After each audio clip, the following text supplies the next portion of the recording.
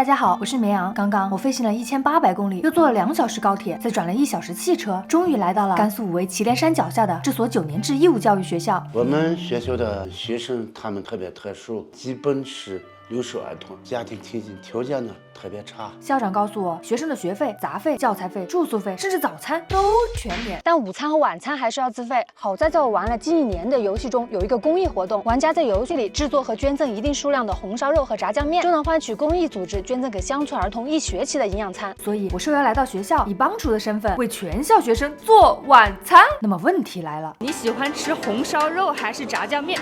红烧肉，红烧肉，炸酱面吧。红烧肉，红烧肉，炸酱面吧。红烧肉，红烧肉，红烧肉，油脂的那个精髓，嚼下去那个嫩劲。区区红烧肉完全没有难度。作为专业且靠谱的美食博主，我不仅可以来帮厨，甚至还可以当主厨。只是今天做多少个人的餐？今天做300个人的菜，居然要做300人份的餐，好有挑战，我好喜欢。但这一次可绝对不能翻车啊！我把所有的后续的程序交给你。等等，什么叫后续的程序？原来贴心的后厨早已将80斤五花肉全部切成了小块。我原本的计划是用水煮整块的五花肉，再切成3厘米见方的大块，而现在煮完估计只剩1.5厘米了。只要调味不变，尺寸不是问题。先这样吧，那接下来得赶紧切配菜。几乎在每周星期四都有帮厨课。原来贴心的文师傅早已安排了上帮厨课的学生们为我这个帮厨来帮厨。在6倍速的加持下，我们很快就完成了配菜的切洗。非常感谢同学们今天的帮忙，拜拜，谢谢你们。今天真是异常的顺利啊，但怎么有一种被安排了的感觉？等等，他们是不是不相信我能做好啊？那你们相不相信我呢？是时候表演真正的技术了。我加姜姜，放葱葱，倒酒酒，煮开开，煮开开，煮开开。热锅它就是不开。本以为是个猛火灶，哪想到半个小时都不冒个泡。5点50就要出餐，再怎么我红烧要炖1个小时，快开啊！急死了。此时焦急的也不只是我，还有因为放心不下而前来巡查的校长。如果你的饭还没有做熟，你第2套房让学生吃饱。本来是1餐的食材变成要2份了吗？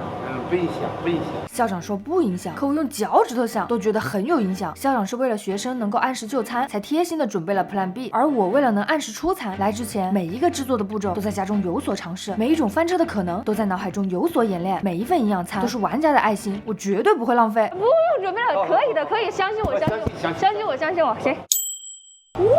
终于开了，赶紧撇。现在距离出餐还有90分钟，一切还在掌握之中。加油，绵阳！焯水完毕，赶紧清洗。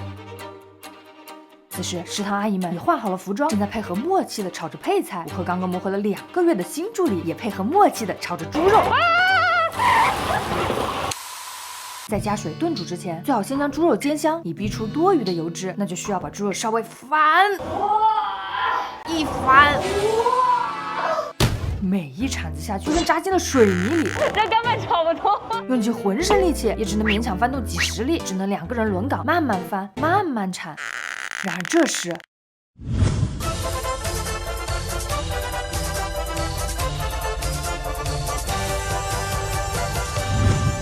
还得师傅来，我给您打下手。之后的我一直辅助着文师傅淋老抽、加生抽、舀糖色，接着只要倒入开水炖煮，就大功告成了。开水去哪里拿？我去拿开水啊。不需要。因为当地方言我不太能听懂，还以为师傅说的是铁锅边上的龙头里能放出开水，然而他的意思是根本不需要加开水，并直接让阿姨们撒盐、胡椒粉、姜粉、大料粉等调料。这好像不是我要做的红烧肉啊！经过了一番亲切的沟通，我终于明白了他的意思。原来孩子们不喜欢吃偏甜的红烧肉，师傅的调味更符合孩子们的口味，也是孩子们常吃的做法。虽然我当时还有一些疑虑，不过只要同学们爱吃，怎么做都没问题。但我还是抱着谨慎的态度，悄悄试了一坨。好吃。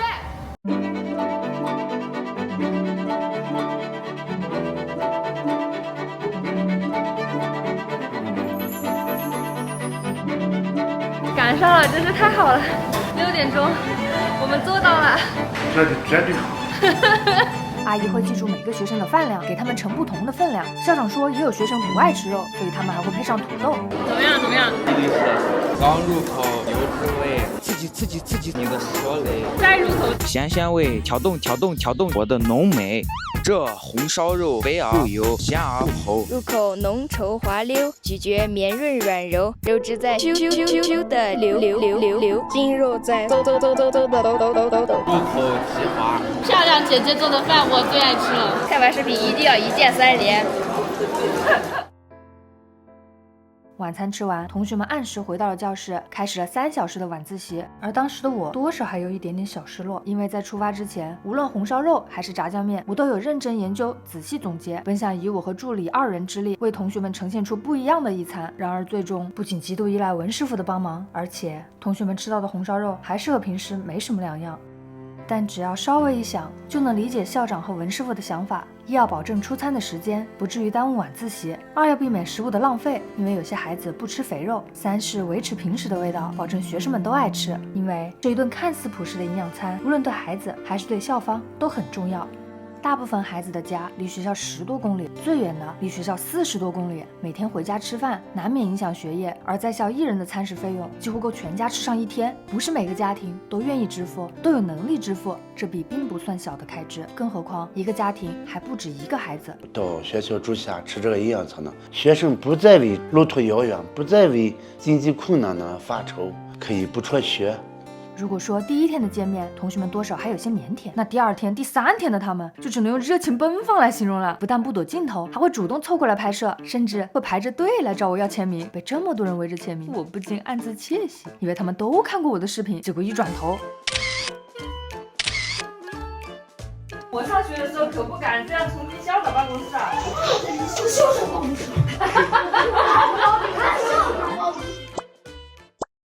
说签名其实并不确切，因为他们说的是请给我写上你的名字。我猜在他们心里，这个名字代表着朋友。他们从小在这里长大，很少认识新的朋友，你们的到来他们还是非常的开心，就想着接触一点新的事物。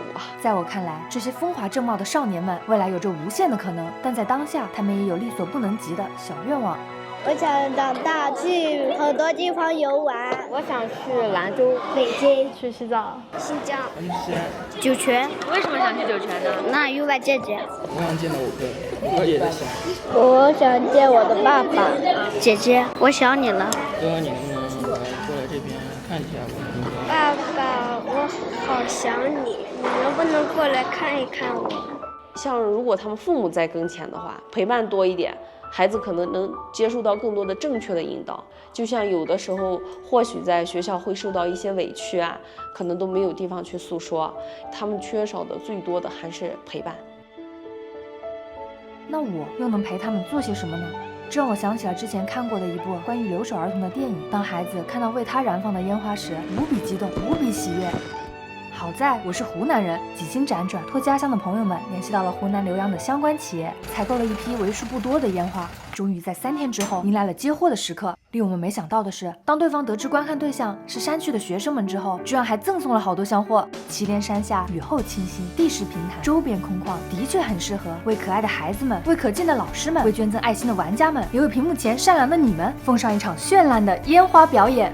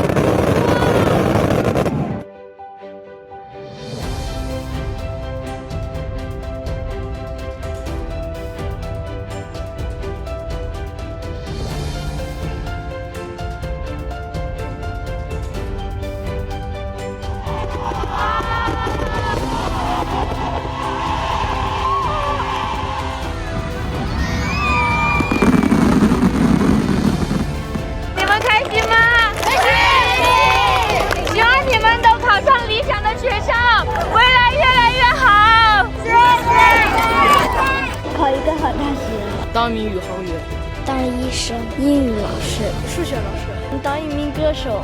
老师。